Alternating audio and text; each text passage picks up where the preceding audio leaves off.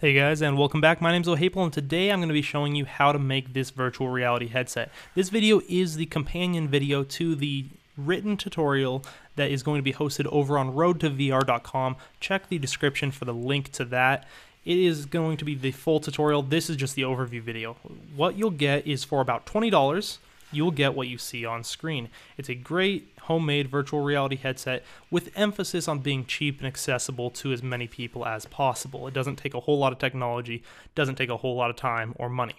First off, the pros, it's very cheap to make. Like I said, you should be able to make this between $20 and $30. Mine costs somewhere around $18, but if you're not as resourceful on getting your parts, or if you have to buy a hot glue gun or something like that, it could cost upwards of maybe $50. Not too expensive overall. Other benefits, you can play most Oculus Rift games. If it allows mouse control, you can play it. Additionally, you can play most standard PC games in 3D on the virtual reality headset, kind of to turn it into virtual reality. That means you can play Portal 2, you can play Skyrim, you can play Tribes, you can play Halo 1, you can play Minecraft, you can play all sorts of stuff. And additionally, it can be used like the NVIDIA Shield, where you're actually streaming it from a different room. So you can play with an Xbox controller and your head-mounted display in another room away from your computer and still get the great gaming experience. Now for the cons, it's not super easy to set up if you're not technically minded. If you're used to using more complex computer programs or maybe have some do-it-yourself experience, this is not that hard of a project. If you're maybe younger or new to this kind of thing, it may be a little bit difficult for you, but I'm sure that you will be able to get through it with our instructions. Second of all, it uses mouse control for head tracking, which is kind of a pro and a con. This is what allows it to be compatible with so many games. This is why you can play Skyrim on it with very little modification. You can play Minecraft, all that stuff. But at the same time, it doesn't give you a true virtual reality experience because you don't get that head-body separation like you might from the Oculus Rift. Lastly, there is a display lag where this might be 10 to 100 milliseconds depending on your computer and your network, and that takes you out of the virtual reality space a bit and can increase motion sickness in people that have a tendency to get motion sick. So keep that in mind if you are going to dive into this project. You're not getting the quite as good of an experience as you might with an Oculus Rift, but again, you're only paying 20 to 30 bucks for it.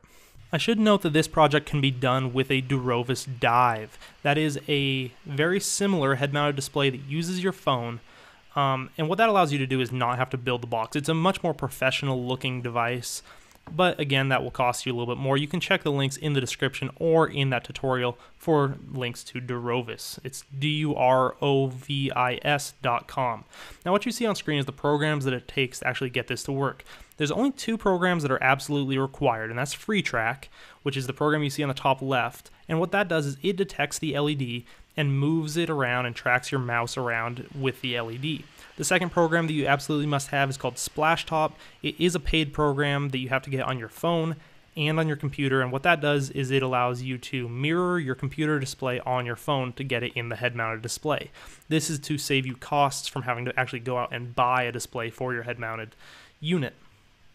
Other programs that I recommend, TriDef 3D is great. It allows you to play lots of games like Portal, Skyrim, 7 Days to Die without having to actually go in and mod them or anything like that. And also, you saw us using key sticks there. That's how we're able to interface our wireless Xbox 360 controller with the games. But it also requires you to have the wireless USB adapter for the Xbox 360 controller. Now, this is what you actually see. You see that my game is mirrored on the phone. Just throw it in the head-mounted display real quick. In that slot, it is held nice and secure with elastic so it doesn't shake around. We put it on my head, again with elastic bands, flip the switch for the LED, and immediately head tracking starts to take effect. You can see that as I look around, the character model is looking around, and you do get true stereoscopic 3D here. What you see is the left screen goes to your left eye, the right screen goes to your right eye. You can adjust the sensitivity and all that to really make it a very immersive experience. And then when you also couple that in with possibly using the Xbox 360 controller, it can be a very fun gaming experience. It's not the absolute best virtual reality experience you'll get, but it is very, very fun. And you can just get into the game, get a little bit more immersed in Minecraft or whatever you're into, Skyrim maybe, and really just have a good time using your head to look around like you see here, and using the controller to control your person. If you don't want to use the controller, you can also use the mouse and keyboard. Anyways, guys, that was just a short overview to show you how this project actually works when it's in action. I hope you enjoyed the tutorial. Let me know if you have any questions. You can post them in the comments section of this video on my YouTube channel. Make sure to like, favorite, and subscribe if you did enjoy it. Go check out Road to VR if you're watching this on my channel, and I hope you have a great day.